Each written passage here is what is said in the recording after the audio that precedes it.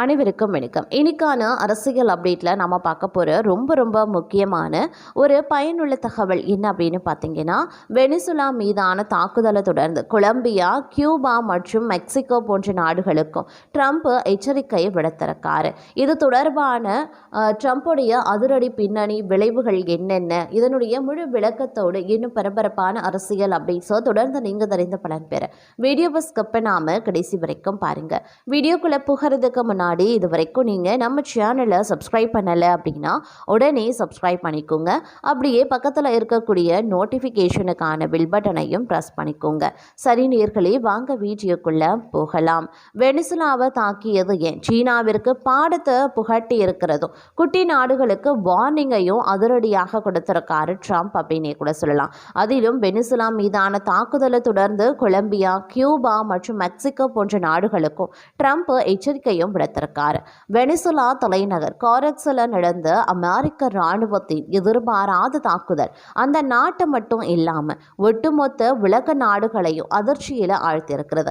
அடுத்த சில மணி நேரத்தில் ட்ரம்ப் வெளியிட்ட அறிவிப்பில் அமெரிக்க இராணுவம் வெனிசுலாவில் மிகப்பெரிய தாக்குதலை நடத்தியதோடு அந்நாட்டின் அதிபர் நிக்கோலஸ் மதுரோவை கைது செய்ததாகவும் தெரிவித்திருந்தார். இதையடுத்து வெனிசுலா அதிபர் அவரது மனைவியுடன் சேர்த்து அமெரிக்காவிற்கு நாடு கடத்தப்பட்டிருக்காங்க.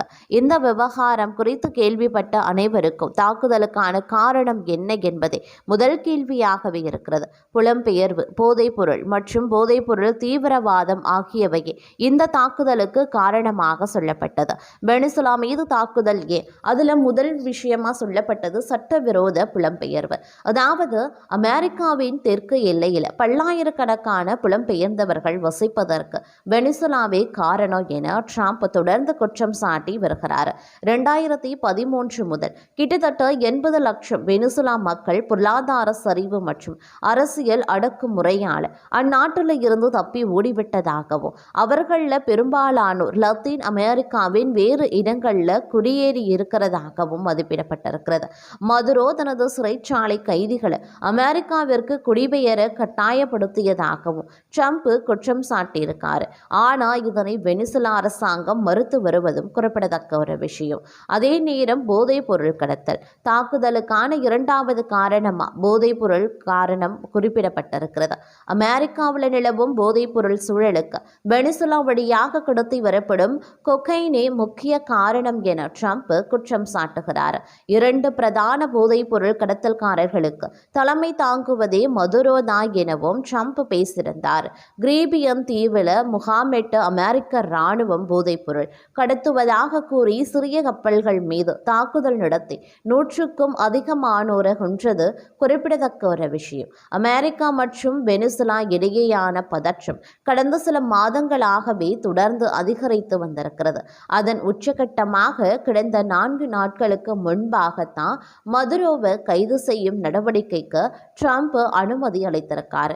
அதன் தொடர்ச்சியாக தாக்குதல் நடைபெறுவதற்கு சில மணி நேரங்களுக்கு முன்பாக மதுரோ தங்கியிருந்த அதிபர் மாளிகைக்கு சீனா பிரதிநிதிகள் வருகை தந்து பேச்சுவார்த்தையும் நடத்தியிருக்காங்க. அப்போது பல்வேறு துறைகளில் இணைந்து செயல்படுவது குறித்து பேச்சுவார்த்தை நடத்தப்பட்டிருக்கிறதா.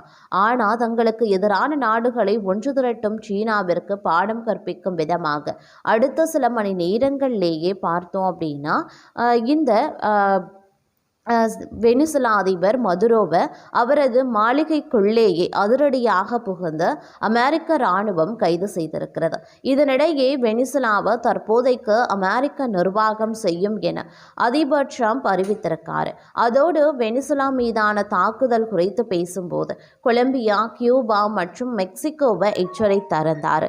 மேற்குறிப்பிட்ட லத்தீன் அமெரிக்க நாடுகள் தங்களது அடுத்த இலக்காக இருக்கலாம் அப்படின்னு சூசகமாக தெரிவித்திருந்தார். கொலம்பியா மற்றும் மெக்சிகோ நாட்டு தலைவர்களும் போதைப் பொருள் கடத்தலுக்கு ஆதரவாக செயல்படுவதாகவும், வெனிசுலாவிற்கு ஆதரவாக செயல்படுவதை நிறுத்தாவிட்டால் கியூபா மீதும் தாக்குதல் நடத்தப்படும் அப்படின்னு ட்ரம்ப் எச்சரிக்கை விடுத்திருக்காரு. அது மட்டும் இல்லாமல் இந்த வெனிசுலா நாட்டை நாங்களே ஆள போகிறோம், இனி அங்கே இருக்கக்கூடிய எண்ணெயை வர்த்தகம் செய்யும் வரைக்கும், அதை பயன்படுத்தும் வரைக்கும் சில முதல் பல காலங்களுக்கு நாங்கள் வெனிசுலா நாட்டை ஆள போகிறோம் அப்படின்னு அமெரிக்க அதிபர் ட்ரம்ப் அறிவித்தும் இருக்கிறார். வெனிசுலா அதிபர் நிக்கோலஸ் மதுராவை கைது செய்த நிலையில் ட்ரம்ப் இந்த அறிவிப்பை வெளியிட்டிருக்காரு. இதன் மூலமா உலகின் மிகப்பெரிய எண்ணெய் சாம்ராஜ்யத்தின் கட்டுப்பாட்டு அமெரிக்கா தன்வசம் கொண்டு வந்திருக்கிறது. உலகத்தில் அதிக கச்சா எண்ணெய், அதிக தங்கம் கொண்ட நாடு எது என்று கேட்டால் அதற்கு சவுதி உள்ளிட்ட அரபு நாடுகள் என்றெல்லாம் நீங்க நினைத்தா அது தவறு. உலகத்தில் அதிக கச்சா எண்ணெய் இருக்கக்கூடிய நாடு வெனிசுலா. ஆனால் அதன் எண்ணெய் உற்பத்தி உலகின் 0.35% எண்ணெய் வர்த்தகத்தை விட குறைவு. இந்த வெனிசுலாவின் எண்ணெய் வளத்தை கையில் எடுக்கும் நாடு சீனா, ரஷ்யா போன்ற நாடுகளை ஆட்டி படைக்கலாம். முறையாக கச்சா எண்ணெயை பிரித்து விற்பனை செய்தான் வெனிசுலாவின் வளம் தான் உலகையே ஆட்டி படைக்கும். அதிலும் சீனா போன்றவை வெனிசுலாவின் எண்ணெயை அதிகம் வாங்குகிறது. அப்படிப்பட்ட வெனிசுலாவை அமெரிக்கா கைப்பற்றியதன் மூலம் சீனா, ரஷ்யா எல்லாம் இனி அமெரிக்காவை ஏக்கமாக பார்க்க மட்டுமே முடியும். இனி அமெரிக்க டாலர் மதிப்பு உச்சமடையும். அமெரிக்காவின் எண்ணெய் மதிப்பு உயரும். அமெரிக்காவின் கடன் பாதிக்கு பாதி குறையும். கிட்டத்தட்ட சீனா, ரஷ்யாவை அட்டைகத்தியாக்கும் அளவிற்கு வெனிசுலாவை அமெரிக்கா கைப்பற்றியிருக்காங்க. வெனிசுலா உலகின் மிகப்பெரிய நிரூபிக்கப்பட்ட கச்சா எண்ணெய் இருப்பு கொண்டிருக்கிறது. இது சுமார் 303 பில்லியன் பீப்பாய்கள் என மதிப்பிடப்பட்டிருக்கிறது. கிழக்கு வெனிசுலாவில் இருக்கக்கூடிய ஓரினுகோ பெட்ரோலியம் பெல்ட் இந்த வளத்தின் முக்கிய ஆதாரம். இங்கு நூற்றுக்கணக்கான பில்லியன் பீப்பாய்கள் எண்ணெய் இருப்புள்ளதாக கணக்கிடப்படுகிறது. ஒரினுகோ கச்சா எண்ணெய் கனமானது, பிசுபிசுப்பு தன்மையும் அதிக சல்பரையும் கொண்டது. இது பிரித்தெடுப்பது, சுத்திகரிப்பது சிக்கலானவை. நீராவி உட்செலுத்துதல், இலகு ரக எண்ணெயுடன் கலக்குதல் போன்ற கூடுதல் செயல்முறைகளை அதிக உற்பத்தி செய்ய செலவு பன்மடங்கு தேவைப்படும் அப்படின்னும் பன்மடங்கு அதிகரிக்கும் அப்படின்னு சொல்லி இருக்கிறாரு. அது மட்டும் இல்லாமல் வரலாற்று ரீதியாக ஒரு நாளைக்கு பல மில்லியன் பீப்பாய்கள் உற்பத்தி செய்த வெனிசுலா தற்போது 1.0 முதல் 1.2 மில்லியன் பீப்பாய்கள் மட்டுமே உற்பத்தி செய்கிறாங்க. பல ஆண்டுகளாக பணம் இல்லாமல், முதலீடு கிடைக்காம, நிர்வாக கோளாறுகள், பராமரிப்பு குறைபாடுகள் மற்றும் சர்வதேச தடைகள் காரணமாக வெனிசுலா வறுமையில் இருந்து வந்திருக்கு. பெரும் எண்ணெய் இருப்புக்கும் குறைந்த உற்பத்திக்கும் இருக்கக்கூடிய இடைவெளி வெனிசுலாவை வளங்கள் நிறைந்த ஆனால் பணம் இல்லாத நாடாக மாற்றியது.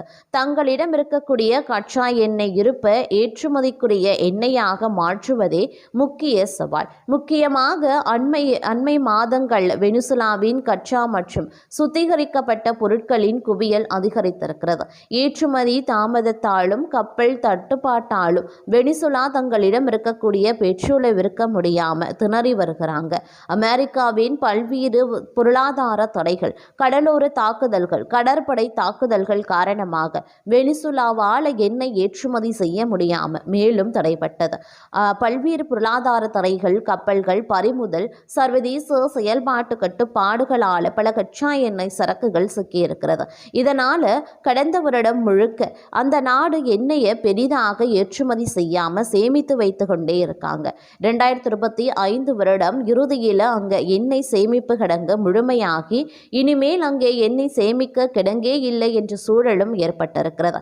இப்படிப்பட்ட நிலையில தான் ஏற்கனவே சேமித்து வைத்திருக்கக்கூடிய பெட்ரோல், பிரிக்கப்படாமல் இருக்கக்கூடிய கச்சா எண்ணெய், வெளியே எடுக்கப்படாமல் இருக்கக்கூடிய கச்சா எண்ணெய் அனைத்தையும் அமெரிக்கா கைப்பற்றியும் இருக்காங்க. உலகின் மிக அதிக பெட்ரோ கெமிக்கல் நாட்டை தனது கட்டுப்பாட்டில் வைத்து கொண்டுதான் அதன் மூலமா உலகின் பெட்ரோல் சாம்ராஜ்யத்தை அமெரிக்கா கைப்பற்றி இருக்கிறது அப்படின்னு கூட சொல்லியிருக்காங்க. அது மட்டும் இல்லாம இனி அமெரிக்காவின் ஆட்சி தான் அப்படின்னும் வெனிசுலாவை ஆக்கிரமித்த டொனால்ட் ட்ரம்ப் தற்போது ஒரு அறிவிப்பை வெளியிட்டிருக்காரு அப்படின்னு கூட சொல்லலாங்க. மேலும் வெனிசுலா மீது தாக்குதல் நடத்திய அமெரிக்கா தற்போது அந்நாட்டை ஆக்கிரமித்து விட்டாங்க. வெனிசுலாவில் சமூக நிலைமை திரும்ப வரைக்கும் அமெரிக்கா தான் ஆட்சி நடத்தும் அப்படின்னு அந்நாட்டு அதிபர் டொனால்ட் ட்ரம்ப் கூறியிருக்கிறார். அது மட்டும் இல்லாமல் அமெரிக்கா ஏகபத்தியம் என்று தமிழ்நாட்டின் வாடிப்பட்டி, பண்ணைப்பட்டி தெருக்கல்ல நின்று கொண்டு இடதுசாரிகள் முழங்குவதை கிண்டலடிக்கிற ஜீவிகள் கண்களை அகல திறந்து நிகழ்வுகளை உன்னிப்பாக பார்க்க வேண்டிய தருணம். அமெரிக்கா ஏகபத்தியம் என்றால் என்ன, அமெரிக்கா ஏகபத்தியம் என்னவெல்லாம் செய்யும் என்பதற்கு வரலாறு நெடுக நிகழ்வுகள் இரத்த சாட்சியங்களாகவே இருக்கிறது. தற்போதைய காட்சி உலக சாட்சியமாக நாடாக இருப்பது அப்படின்னு பார்த்தோன்னா வெனிசுலா என்கிற தென் அமெரிக்க நாடு அப்படின்னே கூட சொல்லலாங்க.